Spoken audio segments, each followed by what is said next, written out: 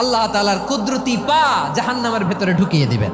জাহান্নামের সবচাইতে হালকা আযাব হলো ওই ব্যক্তির আযাব যার পায়ে দুটো জাহান্নামের আগুনের জুতা পুড়িয়ে দেয়া হবে। ওই আগুনের উত্তাপে তার মাথার মগজগুলো ভাতের মারের মতো টপ টপ টপ টপ করে বেয়ে বেয়ে পড়বে। এইটা যদি সবচেয়ে লাইট পানিশমেন্ট হয়, সবচেয়ে হালকা পাতলা সহনীয় আযাব যদি হয়, তাহলে ভয়ঙ্কর তোমার আযাবের কি অবস্থা হবে?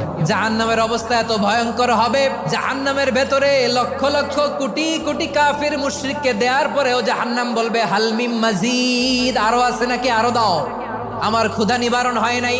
জাহান্নামে তো উত্তপ্ত হবে, জ্বলন্ত হবে, ভয়ঙ্কর হবে। জাহান্নামের এক অংশ আরেক অংশকে খেয়ে ফেলবে। আল্লাহু আকবার।